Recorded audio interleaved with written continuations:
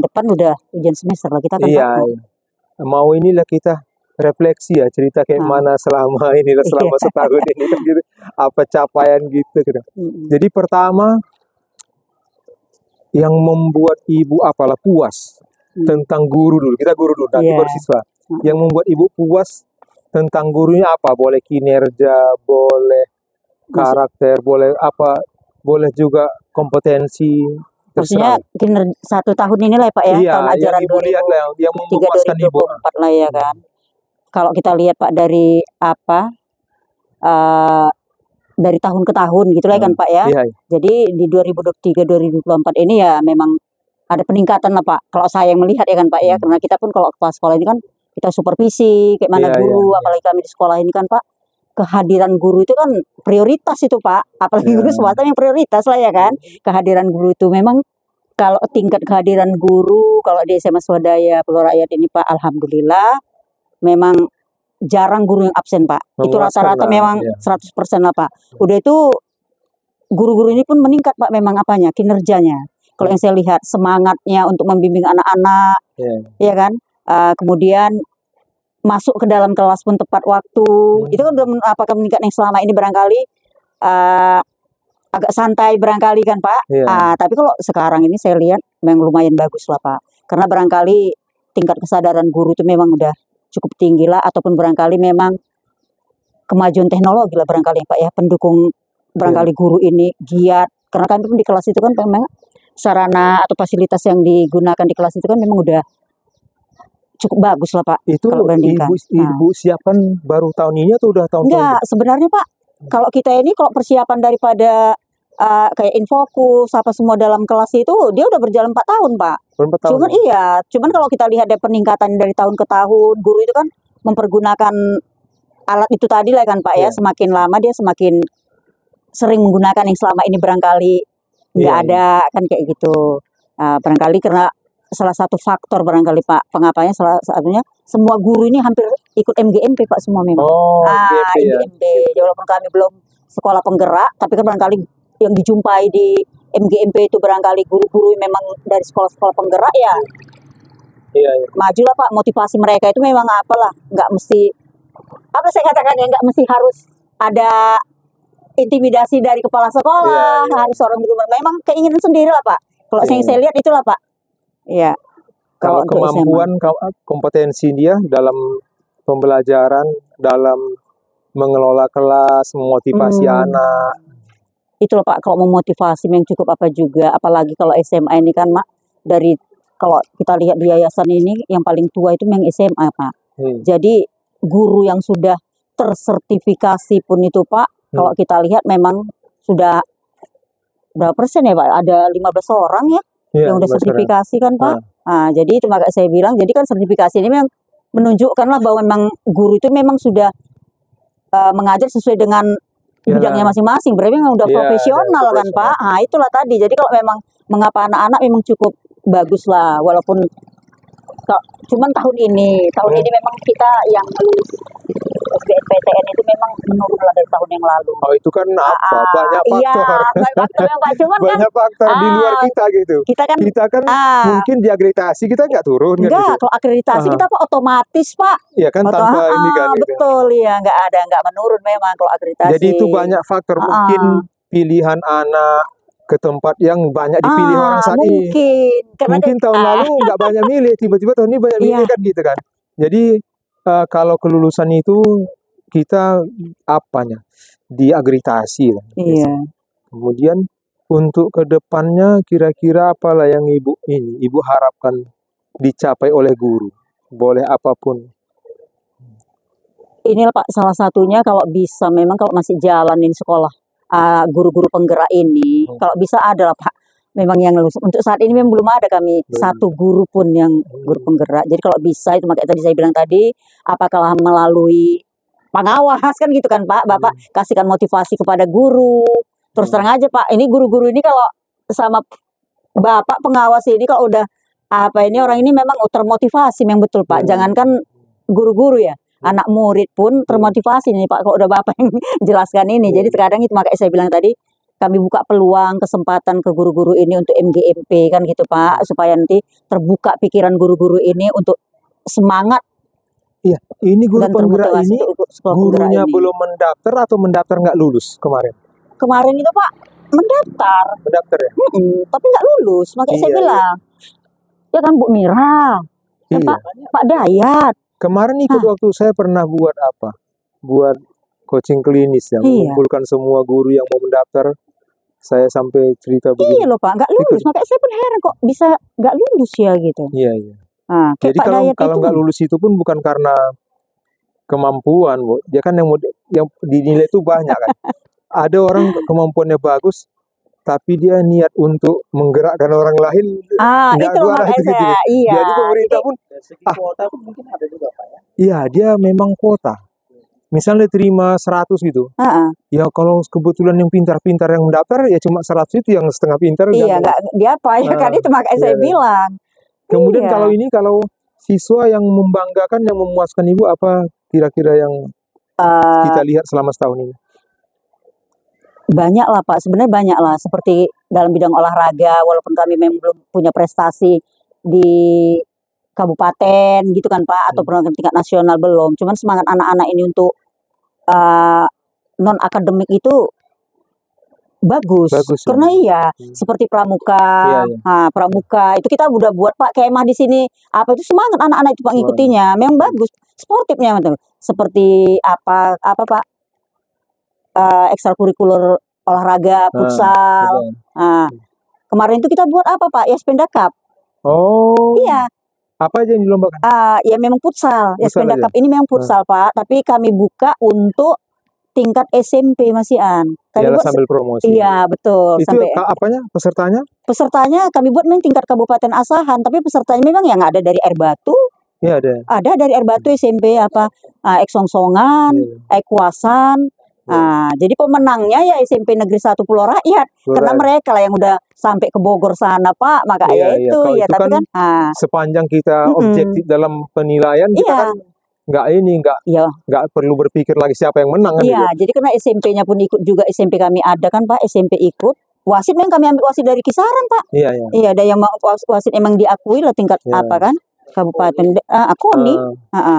Yang betul-betul kami apa untuk tahun ini. Makanya orang pun menilai, oh bagus ini dibuat Yaspenda Cup ini kan gitu. Itulah. Kalau lomba ini kan yang penting orang percaya kita jujur, gitu. Iya. Itu dia itu yang pertama. Kalau enggak nanti efeknya itu kan ada apa? Paskibra tiap tahun kita apa? Udah itu marching band. Kemarin jumpa saya 1 lulus itu ya.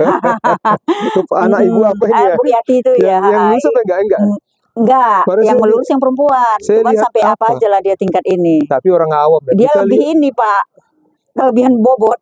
Tapi kita nggak tahu, sempat kita lihat tuh. Sepertinya ideal gitu. Ternyata dia kelebihan bobot. Kelebihan berat badan. Iya. Kalau masalah disiplin, alhamdulillah Pak. Salah satu memang yang kami terapkan dan kami pertahankan dari dulu memang masalah disiplin lah Pak. Disiplin itu memang nomor 1 Pak. Jadi alhamdulillah anak-anak itu kalau udah memang masuk ke lingkungan sekolah, tidak ada lagi yang cabut Pak. Kan? Nggak ada Pak. Parkir kami sediakan Pak. Parkir pun terkoordinir di sana kan. Tutup pakai pintu gerbang. Itu sana. Iya, rambut pun ya rambut. Satu sisir Pak. Cuman ya kami panggil lah Pak, memang tukang pangkas. Mahkota itu kan. Ada situ yang terkenal itu Pak. Tukang pangkas itu kami pangkas. Makanya mahkota itu posting itu. Ini ke Yaspenda. Ini ciri khas Yaspenda, bahwa rambutnya harus rapi. Itulah dia. Orang tuanya mendukung Pak. Mendukung. Udah lama kami tak mau pangkas. Tanya Bu, kok belum ada pangkas di Yaspenda? Jadi SMA negeri pun Pak, SMA negeri 1 Pulau Rakyat, kalau mau pangkas dia bilang, pangkas apa? Pangkas Yaspenda. Udah itu Pak, udah tahu lah itu makanya.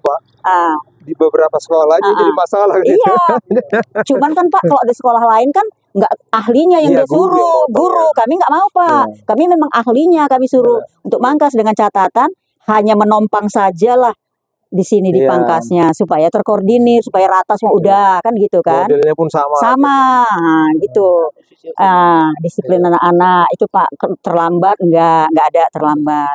Terus gini, ke depan ini kan tahun berikutnya program apa yang paling Ibu anggap penting untuk Ibu laksanakan? Yang paling penting untuk dilaksanakan kalau program yang akan datang, peningkatan kualitas siswa lah kayaknya Pak, ya. Kualitas siswa baik akademik maupun non akademik. Saya terus terang aja kalau akademik memang apakah kami barangkali kok udah saya bilang tadi guru-gurunya kompeten semuanya Pak, linier semua guru-guru kami, nggak ada yang nggak linier. Cuman barangkali apakah kami memang karena di kampung ini ya? Enggak, ukuran Ibu apa sekarang? Ukuran Ibu bahwa kompetensinya Ibu memuaskan dengan tidak, apa ukurannya? Kalau anak-anak itu ya memang ini Pak, mengikuti. Kalau memang dia kayak OSN kan kita udah buat patokannya Pak, ini nanti ikut yang OSN, kita latih udah kita apa. Cuman kita herannya itu tadi kenapa ya anak ini belum bisa mengikuti apa yang udah kita, padahal kita udah patokkan dan dia mampu gitu kalau menurut kita kan gitu kan Pak. Kan kita udah bagi-bagi kelas kita kan udah tanya guru bidang studinya mana yang ahli ekonomi, mana yang geografi, mana yang apa, itu kan guru udah punya kan Pak, si ini.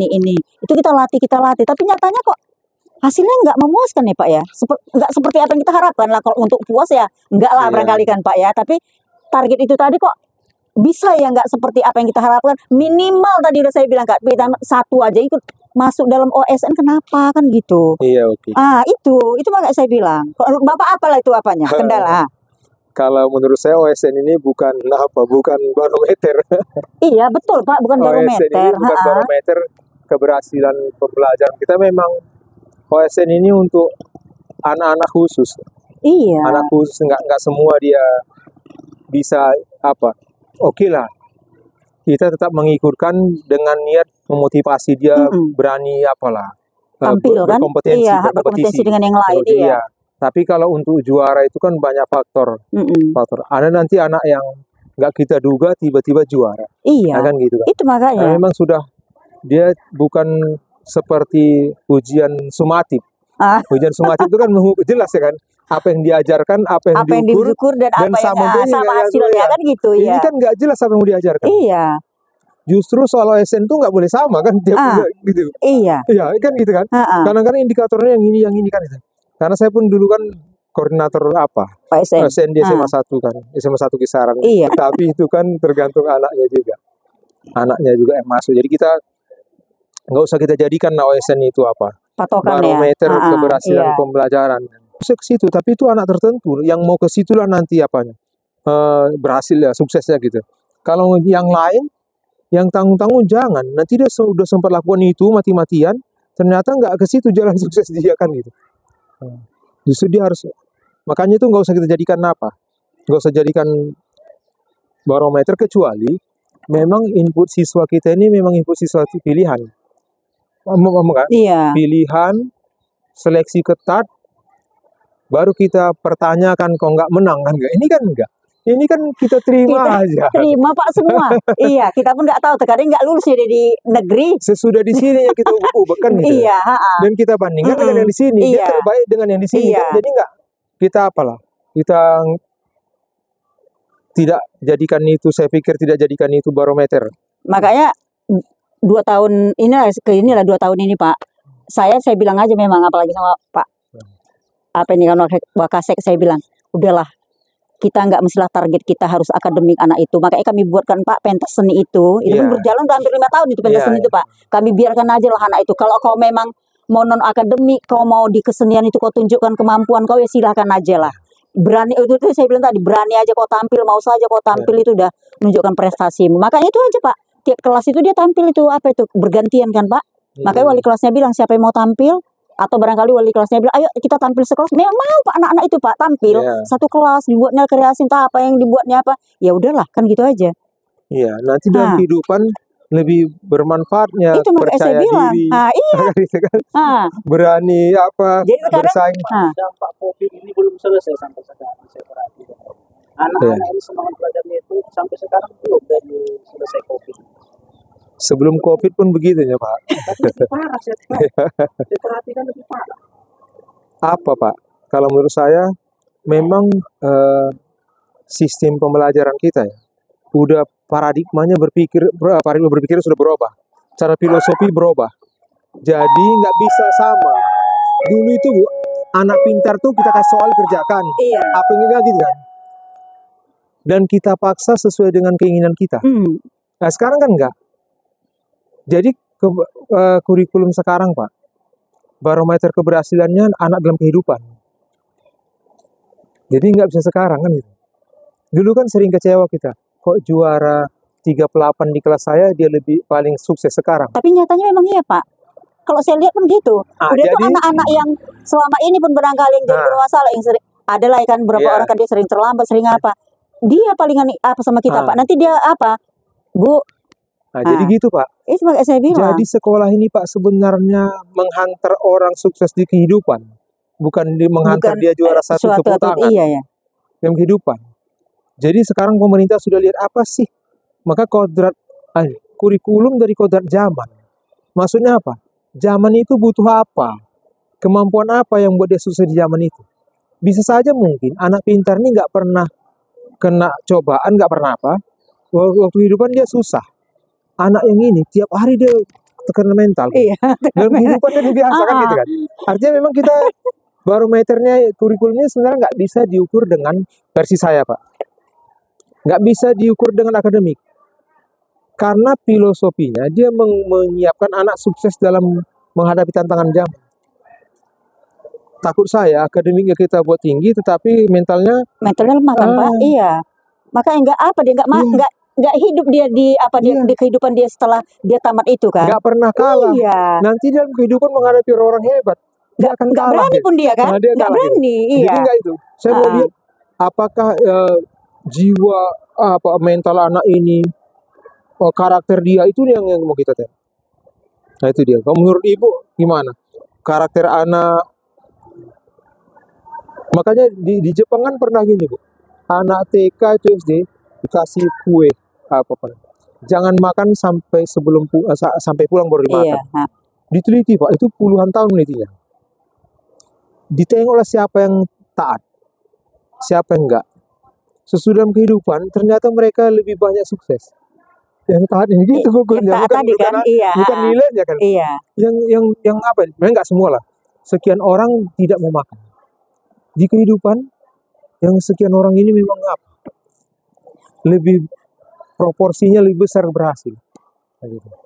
Jadi saya pikir memang saya mau tagih lagi kira-kira gini, apa sih yang Ibu Bapak bayangkan program untuk menguatkan karakter dan mental anak gitu dia. Tadi udah ada ya, pentas seni ya? Iya, pentas seni Pak. Kita memang biarkan aja Pak.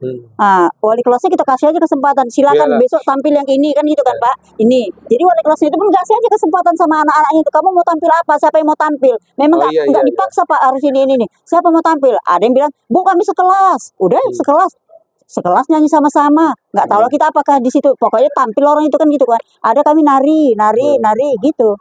Iya. Karena dalam kehidupan nanti orang tuh nggak punya guru Pak.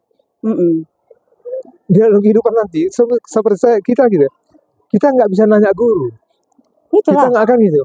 Jadi saat itu memang pelatihan inilah yang apa kan, yang berhasil itu kan gitu. Iya itu. Terus dalam apa kegiatan-kegiatan siswa dan kelompok gitu yang berhubungan dengan akademis, kira-kira ada rencana Ibu apa gitu? Dalam akademis kalau saya rasa kalau memang usaha udah ini loh Pak. Cuma itu tadi lah makanya saya bilang, apakah memang anak kami ini lebih banyak non akademisnya daripada akademisnya, saya pun nggak tahu karena kalau praktek dibuatlah praktek, tapi semangat memang Pak. Nggak maksudnya gini, kolaborasi dalam bukan pencapaian akademisnya, kolaborasinya gitu, diskusi kelompoknya apa gitu semua. Kalau lihat kan kadang gini, ada anak pintar, ya memang dia nilainya bagus, tapi dia kolaborasi dengan kawan nggak bagus. Karena nanti dalam kehidupan, dimanapun posisinya kolaborasi penting. Yang paling penting kan ya. Jadi kira-kira rencana Ibu nanti apalah yang mau dibuat biar orang ini berkelompok, kegiatan-kegiatan atau apa gitu kira? Kayaknya kita kalau kelompok-kelompok seperti itu memang apa ya Pak? Karena kami pun kelas ini Pak, saya bilang kolaborasi ini Ya itu tadi, kalau memang dia ikut kegiatan pramuka, barangkali dia bisa bekerja sama kawannya kan Pak. Iya, iya. Kami pun tidak ada klasifikasi kelas ini kelas yang pintar, kelas yang apa, kami bawa semua Pak. Jadi itu makanya, jadi dari situlah kami bisa lihat kalau memang dia mampu berapa dengan adaptasi dengan kawannya, memang nampak Pak. Iya, memang kami nggak ada klasifikasi Pak, walaupun dia IPA 1, bukan berarti di situ pintar-pintar, enggak ada. Karena kami perlu ngambil angket anak-anak itu udah, siapa yang ini bagi laki-laki berapa, perempuan berapa, ini kan, gitu aja, nggak ada pola klasifikasi apa. Jadi karena dalam kehidupan dia akan bergabung dengan semua orang. Iya, itu aja. Kami pun nggak ada Pak, memang nggak ada kami apakan gitu. Mohon maaf Bu, kalau yang mengelompok-kelompokkan itu sebenarnya untuk gengsi sekolah, untuk lomba-lomba, bukan untuk anak. Jadi nanti, makanya saya bilang, karena kami memang tidak ada mengkelompokkan seperti itu kan Pak. Jadi yang lulus nanti pun yang menyebar, UNI semua menyebar. Bukan di MIA 1 itu, bahkan barangkali nanti di MIA 1 itu 2, sementara di sini nanti bisa 4, 5 gitu. Kemudian gini, kalau di kelas itu kan guru ngasih tugas ya, akademik kan itu dibangun apa enggak kolaborasi dalam mengerjakannya? Dibangun lah, iya kan. Umumnya kayak gitu kalau guru-guru kan, dia kan buat apa kan Pak?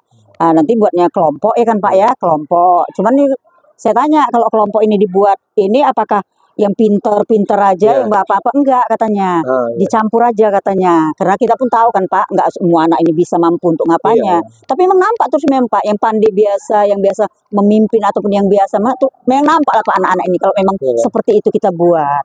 Memang kalau dibebaskan, apakah memerdekakan itu, merdeka itu artinya bahwa anak-anak itu dibebaskan aja apa mau dia kan gitu kan? Enggak gitu kan gitu kan. Tapi kan tahu kita karakter anak itu di mana. Siapa yang jadi pemimpin kan gitu kan Pak. Terkadang belum tentu ketua kelas itu pun mampu dia mengkoordinir kawannya kan Pak. Bahkan ada yang bukan ketua kelas, dia bisa. Ayo apa. Saya lihat menteri kayak ini gitu. Sebenarnya Bu, dia ada asesmen awal. Asesmen awal inilah memetakan anak itu seperti apa, itunya bukan sukanya, bukan sukanya apa, sukanya apa ya kan, minatnya sukanya apa kan, suka tuh apa, bisa bias, yang negatif pun suka kan. Dia gini, berhubungan dengan pembelajaran, minat anak ini kemana, kita fasilitasi seperti itu. Contoh sederhana gini, anak yang mudah menyerap informasi dengan pendengaran, nah kita bebaskan dia mencari informasi dengan pendengaran. Jadi enggak kita paksa dia harus video semua, enggak. Jadi kita tawarkan, sebenarnya bukan suka atau bukan, apa yang paling cocok untuk dia gitu, bukan suka-sukanya bekerja itu sebenarnya apanya, betul kan gitu. Jadi memang udah inilah Bu, program sudah disiapkan, cuma maunya ada ini, saran saya ada refleksi tentang kerja kelompok, kolaborasi. Jadi guru itu fokusnya bukan hanya mengerjakan soalnya. Dia waktu anak bekerja kelompok, dia coba amati bagaimana sih anak ini bekerja kelompok, di mana sih kekurangan dalam bekerja kelompok. Karena nanti dalam kehidupan itu yang penting Bu. Orang pintar ini mau jadi apapun dia, kalau nggak bisa bekerja sama dengan orang bodoh, dia nggak sukses di perusahaan dia. Jadi nanti guru-guru coba saya pikir gitu, dalam diskusi kelompok coba diamati, bagaimana sih kelompok ini. Macam saya rekami gitu kan, termasuk saya rekami wajib bahasa tubuhnya gitu kan. Bagaimana orang pintar, apakah dia sudah menjadi orang pintar yang baik dalam berkolaborasi? Bagaimana orang bodoh, apakah dia sudah menjadi orang baik dalam berkolaborasi untuk meningkatkan kemampuan dia? Terus kenapa orang bodoh ini merasa tersisih? Kenapa orang bodoh nggak mau nanya sama orang pintar? Apakah yang terjadi sistem ini? Terus guru intervensinya di mana? Agar orang bodoh dia mau bertanya, mau bertanya, dan yang pintar ini mau jujur, berbagi ya. Dia jujur. Agar orang pintar mau berbagi dan tahu dia cara menyenangkan orang bodoh dalam berbagi. Sehingga nanti kalau dia jadi manajer di suatu perusahaan, staf anggota guru-gurunya memang semangat untuk membantu dia. Jadi saya mau sampai seperti itu apanya. Kan sebenarnya kan assessment itu memang sebenarnya itu kan Pak. Sampai seperti itu. Jadi pandangan kelas inilah pandangan dunia kerja, pandangan dunia kehidupan. Jadi kelas ini dibuat untuk apa? Melakukan sebuah proses agar anak sukses di sana, bukan di sini. Gitu, bukan tepuk tangan di sini yang dicari, tapi bekal tepuk tangan setelah ini kan gitu ya. Iya, orang pintar sukses di sana gitu. Oke. Ada anak yang pandai kombur aja ya, cerita saya aja Pak. Saya suka. Ada Pak, ada yang pandai cerita aja, dia pandai dia. Ya, nanti di perusahaan dia ada bidang itu, Bu. Iya. Kalau dia nggak tahu dia bidang lain, dia gagal. Dia mau jadi ini, enggak nyung. Nanti dia digunakan perusahaan untuk ada mengapa karyawan gitu kan. Iya. Memang ada yang nggak pandai cakap tapi kan berpikir jadi nanti semua berkolaborasi tapi dia harus dulu di posisi masing-masing tapi harus pandai berinteraksi dengan orang yang banyak ragam.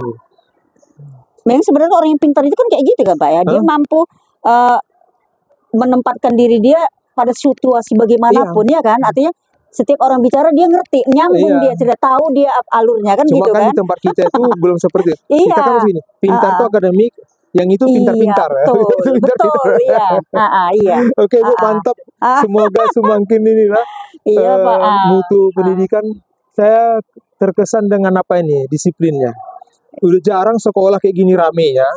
Masih bisa aman siswanya gitu. Iya, betul Pak. Kalau itu memang yang nggak serame ini pun di mana-mana gitu. Karena itu Pak kerja sama gurunya. Jadi guru ini memang mendukung Pak. Apapun ceritanya, kalau guru tidak saling mendukung itu nggak bakalan bisa terjadi. Iya kan Pak? Iya. Karena kalau satu misalnya menghukum, yang lain jangan membela kan gitu kan? Itu harus. Nanti di belakang. Kalau memang betul itu anak itu salah kan gitu kan Pak. Ya udah kita apa dulu kan gitu. Karena itu tengkar di belakang kan gitu. Betul. Kita nanti di belakang. Di sini kita pura-pura kami memang memang dari dulu gitu aja Pak. Itulah aja. Gurunya alhamdulillah gurunya disiplin lah. Saya lihat kehadirannya Pak. Ujian-ujian pun yang